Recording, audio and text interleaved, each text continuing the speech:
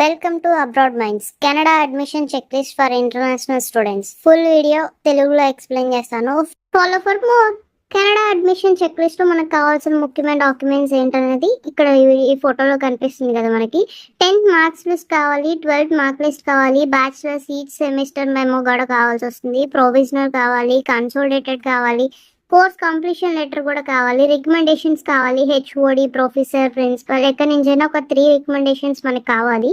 And IELTS రాసుంటే IELTS or PTE, TOEFL, GRE ఏదైనా exam రాసుంటే ఆ ఎగ్జామ్ రిపోర్ట్ కూడా కావాలి. అఫీషియల్ స్కోర్ రిపోర్టింగ్స్ కూడా కొన్ని టైమ్స్ చేయాల్సి ఉంటుంది యూనివర్సిటీ అండ్ కాలేజెస్ని బట్టి.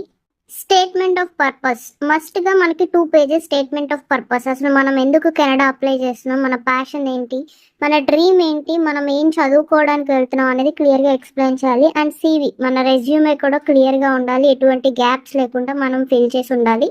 ఎడ్యుకేషన్ నుంచి మనం టిల్ ఏం చేస్తున్నాం అనేది సివిలో మెన్షన్ చేయాలి. అండ్ వర్క్ ఎక్స్పీరియన్స్ మనకి offer letter, relieving letter, experience, 6 months pay slips in case ఉంటే ఐటీఆర్స్ కూడా మనం ప్రొవైడ్ చేయాలి. లాస్ట్గా మనకి కావాల్సింది పాస్పోర్ట్.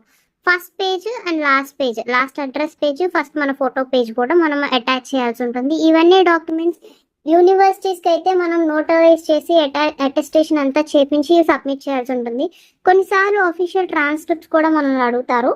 కాలేజెస్ అయితే ఇవే డాక్యుమెంట్స్ యాజ్ ఇట్ ఈస్ మనం ఫార్వర్డ్ చేసినా సరిపోతుంది. ఇంకా ఎలాంటి ఇన్ఫర్మేషన్ కావాలనుకుంటే ఫాలో చేయండి, షేర్ చేయండి, లైక్ చేయండి.